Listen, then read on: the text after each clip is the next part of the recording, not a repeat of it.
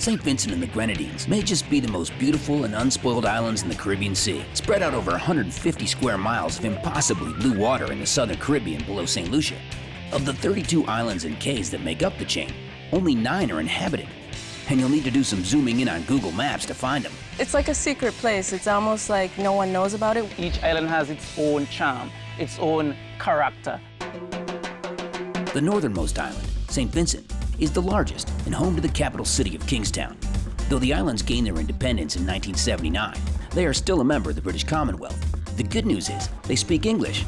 The bad news is they drive on the left side of the road. St. Vincent and the Grenadines are not the place to go if you're looking for a quick weekend getaway. It would take the whole weekend just to get there and back. The only commercial airport is St. Vincent's E.T. Joshua, but it's not that commercial. But it is cool if you're into that 60s retro feel. It's definitely not your ordinary vacation spot. Hardly any tourists make the effort. Compared to like Barbados or Bermuda or those islands where everybody knows, I think of St. Vincent and the Grenadines as kind of like a little secret. The favorite food of the Vincentians, or Vincies as they call themselves, is breadfruit, as common in the islands as French fries are back home. Breadfruit is everywhere in the Caribbean. It's kind of like potatoes that grow on trees. Like getting to St. Vincent itself, getting out to the little town of Georgetown is a bit of an adventure. But you're up for it, right? You'll go through small towns, cut across coconut plantations, and pass some colonial ruins along the way. If you time it right, you'll see the kids on their way to and from school. You won't find bigger smiles or friendlier faces anywhere. Best boy ever! And don't be in a hurry.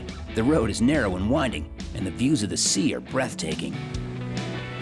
Georgetown is hiding another secret, one of the most remote and private swimming holes in the Caribbean.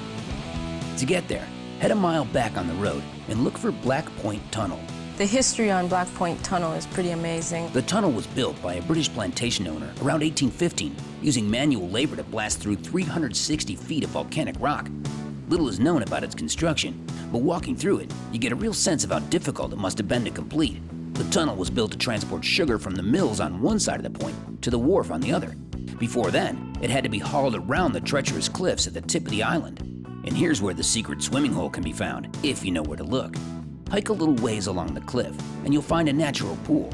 Hardly anyone even knows it's there. I hang out with a lot of Vincentians, and no one has ever told me about this little pool at the end of Black Point Tunnel. Not all of St. Vincent is as remote as Georgetown. The island's capital is the bustling city of Kingstown. And at the heart of the city is the Kingstown Market. Every Saturday morning, Vincentians gather in their capital to buy, sell, and haggle over everything from beets to bananas. You come and you become a part of our Vincentian family.